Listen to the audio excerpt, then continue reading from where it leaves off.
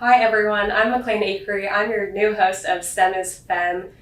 This podcast is about showcasing women in the AEC industry and talking about struggles and obstacles that they face, while also talking about what advocates can do to help women in the AEC industry. Today I have Erin Aldridge, a senior project manager at GBA Builders Federal Group with us, and then also Paige Wixson, Director of Federal Services at GBA Builders Federal Group as well. Thank you both for being here with us today. Thanks for having us. Thank you. All right, I'm going to turn the mic over to you guys now. Paige, could you give us a little introduction on what got you into this industry and how you got to your position today?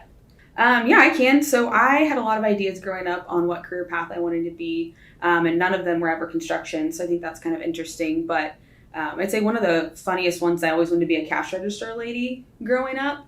And so I really thought I peaked at 16 when I worked at Babies R Us. And so who knew that I would, get even better than that. So, but from there I went to K-State and got a construction science degree. And before that I was even in interior design, and I quickly discovered that I was not creative and I shouldn't be in there. And so I ended up just switching to the construction industry, partly because my dad was in the industry too. And I feel like that's something that is said a lot with women in our industry. They have like a father figure or somebody in their life that has kind of pointed them in that direction. So, which I hope that in the future more, there's other reasons besides just a dad or somebody that gets you in that industry. But so from there, graduated from K-State and went to work for a general contractor doing all federal work. And then, from there just kind of grew in that position. Thank you for sharing your story with us, Paige. Erin, could you give us an introduction on your steps to getting into this industry? Yeah, absolutely. So I didn't really have like an end goal of what I wanted to be leaving or heading into college. I just knew that I was good at math, but I didn't want to do something that was just math. So I thought architectural engineering, that kind of mixed the math and the art, was the way to go. So went to the University of Kansas, graduated with a degree in architectural engineering, but really loved my construction classes. I liked the people side of architectural engineering, the side where I'd get to interact and build something. So right out of college, got a job with a construction management company. The recession hit though, so it was laid off. Was also newly married and relocated to little Wichita Falls, Texas. I did get a job on the base there doing construction and architecture. So did that for about 4 years until we decided to relocate to Kansas City. Got a job with a large general contractor, again in the federal industry, building federal healthcare, and then here now at GBA Builders. Awesome. Thank you for sharing your story with us. So the textbook definition of imposter syndrome is the condition of feeling anxious and not experiencing success internally, despite being high-performing in external objective ways. I feel like as women in the AEC industry, we've all experienced imposter syndrome to some level, and there's this new buzzword for it now that kind of came out that describes that feeling that we've all felt, and then the women before us have felt as well. So Erin, if you could touch a little bit on your experience with imposter syndrome Sure. in this industry. Yeah, I think until my early 30s, I had this idea that there's this default of what a project manager is, and I have to fit this mold. And I tried very hard to fit this mold. This is no jab at any male superintendent or male project managers, but that you're aggressive, that you strong arm people to get what you want. And I did try to be that way, and it felt so inauthentic, and it was a struggle. I felt like I couldn't even do my job because I didn't fit that mold. And I don't know what this epiphany was, but it was early 30s. And I was like, what if I just did it my way? What if I just was myself, and could I do it? Could I be as good? And I was. It's still struggles. There's still struggles, but I was able to find my way of doing it, and it's benefited me since then. Could you offer any advice to younger women in the industry? Because I think that's something that I definitely experienced coming out of college. I felt like there was this perfect mold that I was trying to become, and you see a lot of male project managers, and that's kind of something that you're looking up to and trying to fit that same mold. And so what advice, I guess, would you give yourself if you were just coming out of the industry to kind of break that mold early on? I think to just understand that there isn't a one size fits all, that we all drive a different car and we can still get to the same destination. I think too, finding women mentors, that there's not just room for one woman at the table. And sometimes it does feel like a competition, but to reach out to those women for support.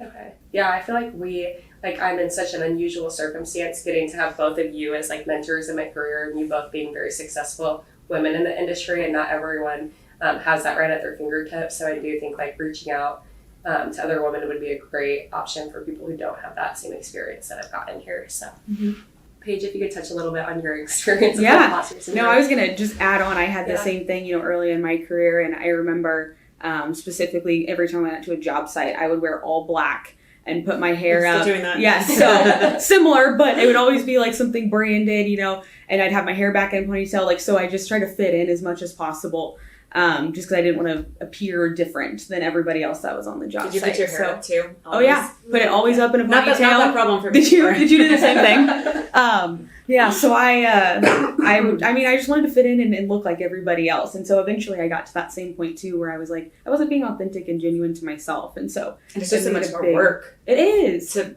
pretend. It is. It really makes a big difference. And one thing I was going to touch on too, specifically for imposter syndrome, which I know we'll get into a little bit more, but I just think it's interesting. Like, you have so many good people that surround you and they support you, men and women both, that are lifting you up or putting you in good positions and always hyping you up before things. And it just takes that one comment of, your appearance or your age or that you're a woman or whatever that just really derails every, thing that people have done to help you beforehand. Like, for example, I was on site once, and I was maybe 3 or 4 years in my career, and I was the project manager walking the job site with my superintendent, and the client just kept saying, man, you're so young, like, you're like my daughter's age. And like, probably for a good 10 minutes, and I had no idea what to say, at that point. I was just like, okay. Finally, my superintendent, who had been in the, industry for probably 20 years, was like, stop it. Stop acknowledging it. Stop commenting on her age. Just leave her alone. She's your project manager. She knows what she's doing, and that's the way it's going to be. And it took somebody standing up for me to be able for me to realize, like, okay, I need to be able to stick up for myself too. So it's just interesting. But again, that made me internally be like, oh, should I be here? Am I qualified? So even, to this day, it's still little things will get you, even with all the support around you. Yeah, I think that sometimes like the external people who are the voice, like your superintendent was, they don't realize like how that advocacy makes such a big impact. It's like a story that you still remember at this point in your career, that superintendent stood up for you. So I think it's really cool that there are people like that in the industry that are willing to stand up for us. I think I had a senior project manager once, excuse me, that was this, not maybe in appearance or looks, but would say, whatever you choose, I support that, when I would have to make a decision. And so just that little thing of just that acknowledgement of whatever you choose is the right answer.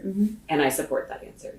So yeah, that's really a way powerful. to advocate. Yeah, especially for someone who doesn't feel like, when you're starting off in your career, not super confident about the decision you're making. You don't know if you're messing everything up. So those little words in your head that you can kind of repeat. Yeah, just a reminder that everything's fixable too. There's nothing that we're doing that can't be fixed. Yeah, absolutely. And I had somebody too earlier in my career that, because again, I didn't know how to handle, somebody saying something about me. It's like, how do you deal with that? And I had somebody be like, come up with a tagline that just dismisses it and moves on, and then just don't even acknowledge it and make them kind of feel like, stupid for saying a comment like that. Right. So I'd say that's something that I've tried to have in my repertoire anytime I need to pull something out. Yeah. And I think, Erin, you touched on also like getting past that like standard mold of being a PM, and you offered the advice of just to really be yourself, because you can be successful either way, and it's not a one size fits all situation. I guess my question for you is, something I kind of experienced early on was like right when I was out of college, really being true to myself at first, and then getting like that kind of backlash from being myself. So like maybe being called like too bubbly or not being taken seriously, because I have those like feminine traits and talkative or whatever it was. Yeah. So do you have any advice or I guess like ways to deal with that kind of backlash that you get? I think it's just the proof is in the pudding. I have an example of a time that that a sub gave me a change order. It was a really big number. And I was like, okay, I pushed it in my way. And I just said, hey, this is more than I was expecting. Can you take another look? And he came back and dropped it $30,000 by just asking nicely. So I think sometimes, sure, let them call you too bubbly. But if you can do your job and do it well, then who cares? You don't have to change who you are. So I don't know that there's a way I would say to combat it. I would just embrace it and then set your boundaries with other people that they don't get to make comments like that. It's really good advice. And I sometimes feel like, I don't know if it's just me, but I feel like sometimes people are in the industry are so used to dealing with men and sometimes grumpier old men that it's kind of a refreshing, something new and different to get to interact with somebody who does have more of a bubbly personality or has more excitement. I don't know. So I feel like sometimes people like interacting with that too. Yeah, that's true. You were just not around the right people. Yeah, that was it. It was their We love your problem. personality. It was them, not you. Paige, do you have any advice or tips on how to get past imposter syndrome in this industry? From things that you've experienced with imposter syndrome, what do you think, like as a full industry or as a whole company, that we can do to really combat that? Well, one, I've always said I hate that it's still called a male-dominated industry because I just feel like that continues to add on that kind of pressure on women that we somehow don't belong or shouldn't do as well. And so that's something I'm like, just call it the construction industry. Like, why do we have to keep saying that? I mean, specifically, I think I've just learned that my internal voice is a lot, louder usually than external. It's that internal pressure I'm putting on myself. Because even with, I know I worked super hard, and when I was nominated for the board, I put so much effort into that and tried really hard. And but that still doesn't mean I didn't have that internal voice of like, are they only picking you to add some diversity to the group, And so luckily I had a lot of good mentors around me that were changing that narrative for me in my head and helping me. So it's good to talk through it with others, as well as just know myself, like, hey, you worked hard, you deserve to be here too. So, right. And is it a bad thing that you are a woman on the board? I mean, as long as you're qualified, we need your voice and your experiences, and they're different from the men that are on that board. So having that diversity is important. So I don't think that you got there just because you're a woman, but because you're a woman on the board is also helpful to all of us too, because it's our voice too. Yeah, awesome. And I think also just the representation of you being on that board and you being a director of federal services, like your face on the website, for people like me who are younger, getting to see that path is possible at this company and in this industry is really important, just to show that. And then the fact that I get to interact with you every day and ask you questions is also like a really big honor, I think, for just being a woman in this industry, trying to make it to that spot someday. Well, thank you. No, I appreciate that. I mean, it's so different, looking at like the KC Current team and stadium right now. Like, I grew up playing soccer, and I'm like, man, 8-year-old Paige would have died to gone to these games and been so excited. And so I think that's kind of the same. Like, now we're starting to see a lot more of that too in the construction industry, which makes it awesome. Because I agree. I love, like, as soon as Erin came on, I got to work with her. I'm like, oh my God, this is the greatest thing ever. Like, having somebody with a similar background, and you just have that person that you can bounce ideas off of or share something that you're not always going to share with everybody else, because you're like, she's had similar experiences as me. And so, like, that's been like the coolest thing ever to have. I've heard a lot of like women who have been in the industry for a long time say that they're disappointed with the level of growth that they've seen, as far as us getting past some of these obstacles and still facing some of the things that they faced early on in their career. How do you guys feel about where we're at right now in this industry as women, and where do you think that we could still grow? I've been lucky enough to be surrounded by teams of women a lot of my career. So I definitely feel that we have more of a presence in this industry.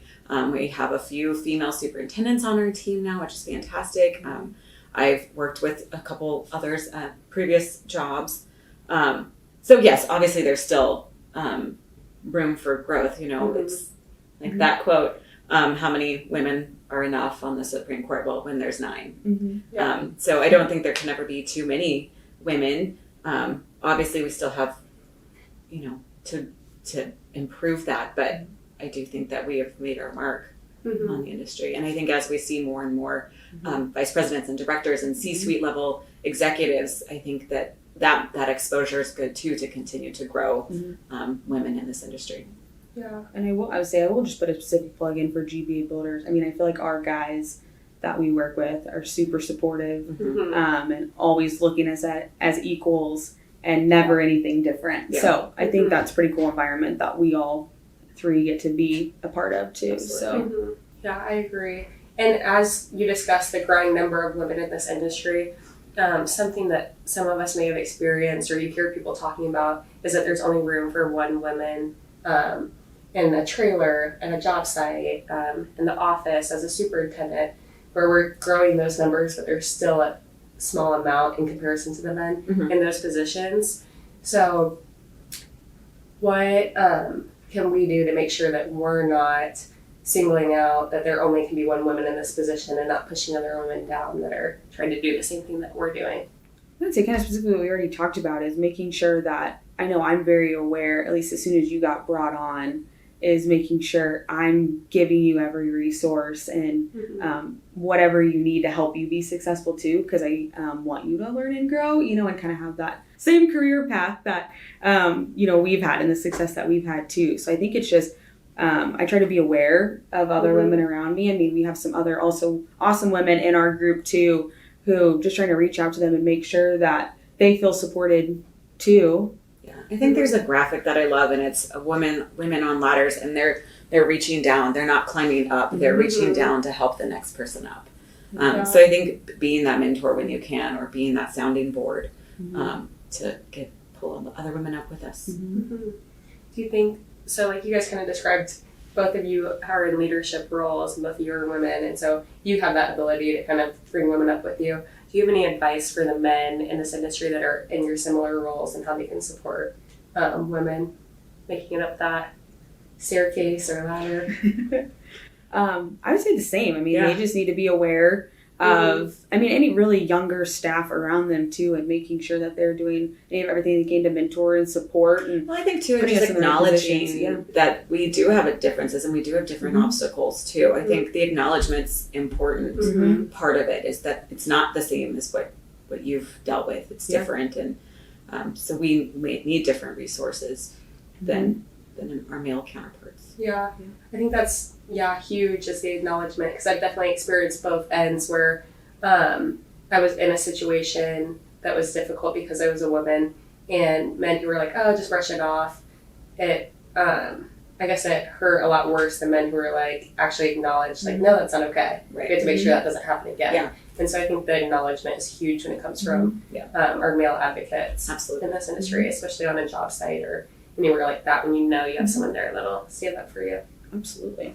Erin, you recently did a workshop about imposter syndrome that you were telling me about the other day. Could you touch a little bit on what you learned throughout doing that workshop? Sure. Yeah, I'm in a year-long emerging leadership program through the Central Exchange, and we just did our capstone project on imposter syndrome. So did a lot of research on how to overcome that.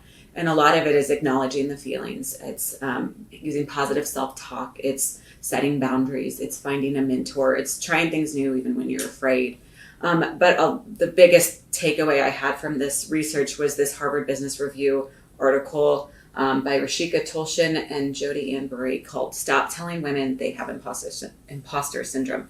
And it's really about how it's really not women. Everybody has these feelings. They just named it, and it's kind of directed towards women. But it's really about fixing the industry. And we talked about earlier, acknowledging the obstacles that we have in it, acknowledging that our experiences are different, and fixing the industry versus fixing the woman. Paige, could you touch on how we can fix the industry instead of just fixing the woman? Do you have any advice or steps that you would take, and especially for like the younger women? Yeah, I know something that I've been focusing on more is how do we reach those younger women that may be interested in coming into the industry, or ones that are already in the industry and looking to further their careers. And so something that I've done recently was went to a middle school and did like a presentation on construction. And it was kind of funny watching their faces when they, it's a bunch of 12 or 13-year-olds that were, and I start talking about construction, I would see some of their faces like, well, this is not what I expected her to be talking about today, when they walked in and see me. So that was kind of cool. And That's awesome. I know. So, and even there was a couple of girls, that were asking questions, and I was just really excited to see that, even though, majority of the class was mostly men that signed up for my construction presentations. But even too, like with interns I've seen, so I've helped with the intern program for 2 or 3, maybe 4 years now.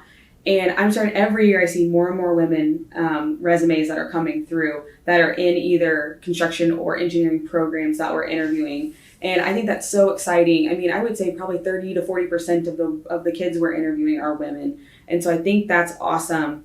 And I think we've even had a woman intern every single year since we've done this for the last 4 years. And so it's just cool to see more of that. Because I feel like, previous generations, you didn't have that. There was the one, even when we were in school, I had 4 that I graduated with of the 50. Yeah. And so now there's just so many more women that are going to start coming into the industry. So it's bringing them into those leadership positions, giving them the tools and the resources to succeed is going to be huge. And I think going to be a real culture shift for the better. Yeah, so getting them when they're in that school age. I know our high school does a shadowing program. So we actually had a senior girl come in and shadow me for the day and get to see what I do in a day. We both have daughters, and I think we just want our children to see that you can succeed in whatever it is that you put your mind to. I do have a funny story. So my husband's a nurse. So we always like to introduce ourselves, but not say who does what. And it's inevitable that people always ask what hospital I work at, or so I just think that's funny. I think it's good my kids can see us in roles that it's not typical, I guess. Yeah. Or typical yet.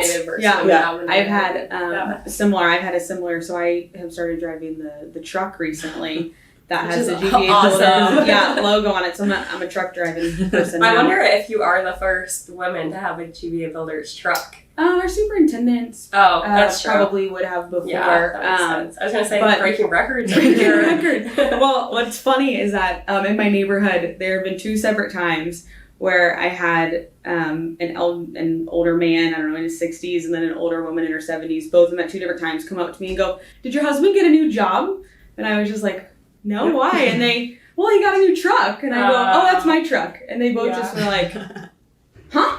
And I was like, I work for that construction company. And they were like, "That's super cool." And I, so it was just funny, having that conversation, and both of their faces were like, it took them a little bit to comprehend that. And I was just like, okay, thanks. Yeah, I got a conversation. Do you granddaughters? Hopefully you have granddaughters. Send them to me.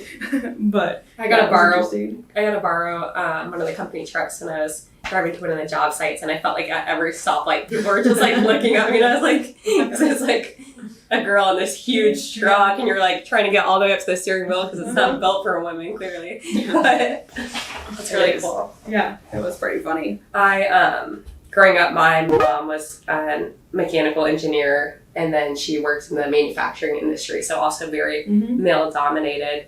And I think that she lessened my imposter syndrome just by growing up and getting to see her in that role and be very true to herself in a male-dominated industry. How do you guys think that you're being role models for your daughters, and what are some things, I guess, that you've really instilled in your children as they're getting to pick that career path? I would hope the biggest thing that she would take, and even my son too, is just that to go out and be yourself and go take chances and try things that are scary, because a lot of things are. And what is that quote? The fear's the best way to grow, or whatever that is. So I hope she just sees how hard I've worked, and that I haven't let anything stop me or get in my way to continue what I want for my life and my career. So yeah, I think with my daughters, it's going to relate more to sports and kind of how I address their concerns there. But I've been big on acknowledging emotions and acknowledging feelings. So when we have a bad game, I allow her to have that night, to have the pity party. You can be sad, you can be frustrated, you can be mad. That is allowed. As adults, I feel those emotions, so you're allowed. But tomorrow, you have to figure out what you can do to change that. So it's acknowledging of the feelings, but then still the responsibility of what can I do to fix whatever it is. So it's sports related right now, but hopefully it's a lesson that they carry on in their lives. Well, I think it's something, just to comment on that, one of the very first times I met you, and I want to bring up your quote that you said, your daughter said, but I think you've done really well, and even opening my eyes, because I feel like that's something you don't, like, I'm not good at acknowledging anything like that. You just, like, brush by it and go on. And I remember one of the things, and I love you to share what your daughter said, because that was, like, a big kind of moment for me too of like, oh man, we do need to be acknowledging these things. Yeah. And because our daughters and sons see that too. Yeah, they see it. And so we need to be able to, like, that's okay. And so then they can think it's okay. Yeah. So the quote that my daughter told me when I was really struggling was, you don't have to light yourself on fire to keep other people warm. So it's really helped me kind of set my boundaries in life. Yeah, that's really powerful. I think it's so cool that little 12-year-old told me that. Yeah, I know. That's it's amazing. the kids that say like the most powerful things, and they have Yeah. such insight. And it's like, wow. But I think that's great advice, because to acknowledge those feelings and then figure out the next day how you're going to move on. I think in our industry, we experience a lot of problems, and a lot of times projects kind of have that snowball effect where it's one problem, another problem, and then you're kind of turning into a disaster of a project, where if you can really acknowledge what's happening and then the next day reset yourself and figure out how you're going to tackle the problem instead of having that snowball effect is huge in this industry. And so I kind of want to close on just giving some advice to our audience.